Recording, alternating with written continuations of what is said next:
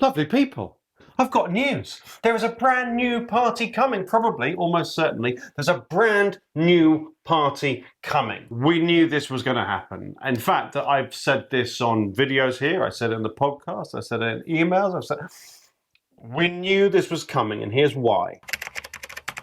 Keir Starmer has dragged the Labour Party to the centre ground. You know when you're sleeping in bed with your significant other, right? And they pull the duvet off you, and then you're lying there and you're all cold. Keir Starmer has rolled over and pulled the duvet off some people on that side of the bed, and they weren't too upset with it to begin with. They just pull it back a little bit and go, oh, there we go, because now we're all snuggled again. Snuggled with Keir, right? But then he's only rolled over again. Pulled it back. And there's only so many times you can pull that duvet back. There's only so many times you can leave your lover cold before they go off and find another lover. Couple that with the story of Jeremy Corbyn. Jeremy Corbyn, you may remember, was the leader of the Labour Party. Jeremy Corbyn was loved by the left. He went out on Glastonbury and everybody was chanting, tens of thousands of people chanting, oh, Jeremy Corbyn, at him, like they do with Michael Van Gerwen, but in very different situations. There was then an issue around anti-Semitism. There was some anti-Semitism in the Labour Party, and the general opinion was that he didn't challenge it enough. He wasn't very good at coming forward saying that there's been a problem, you know? So one of the things that Keir Starmer always says is, I have changed the party. And Jeremy Corbyn has been booted out of the party, and he was booted out before the election. He stood at the election as an independent candidate. And Jeremy Corbyn's got his own little tiny party. It's not really a party, it's an allegiance, an alliance of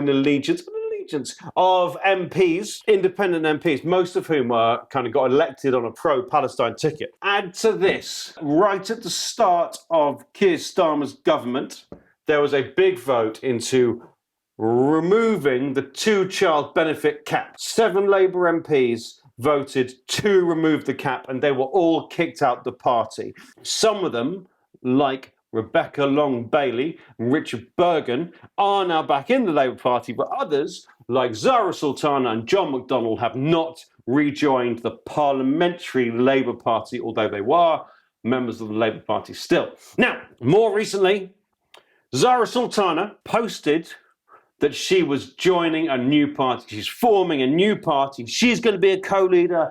Jeremy Corbyn's going to be a co-leader. And it's going to be a party thing. And I posted about it on Simple Politics. Oh my gosh. People went wild. People are so desperate for an alternative right now. They went absolutely wild. They loved it. I was like, I wonder what's going to happen. Why is she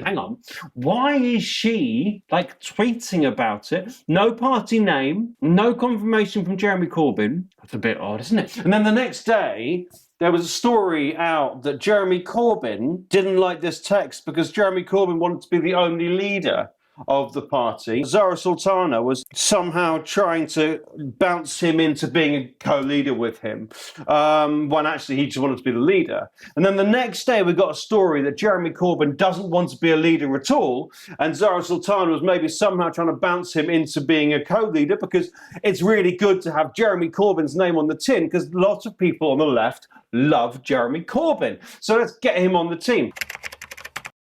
I don't know what's going on. We still haven't got any clarity from Jeremy Corbyn.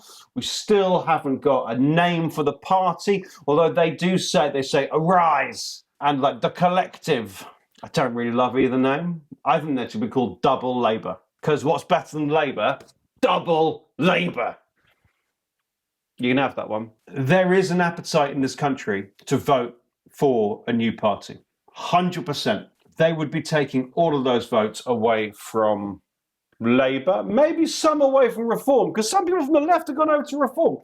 That's the thing. So maybe some Reform, but mostly away from Labour. And it's going to make Labour's life difficult if they can get traction, if they do become solid. Because they could have 20 MPs pretty easily. If people did leave Labour and go over to join them, they could have 20 MPs, they can make a lot of noise in the chamber. And then they could make a lot of electoral noise if they can stand in all different places. Everything is up in the air right now. The extent to which they can take it remains to be seen. I think one of Jeremy Corbyn's faults in the 2017 general election was he was unable to really take advantage of some of the opportunities because he is not a savvy media player. And that's partly why the left love him so much, because he's just... He makes jam. He literally makes his own jam. You can't make jam and be a savvy media player, I don't think. So it's all a bit of a mess right now. But then Labour's a mess right now. So they've got time to build, they've got time to get it right. They need to make sure they learn the lessons of Change UK. Change UK was a pro or an anti-Brexit party, pro-second referendum party.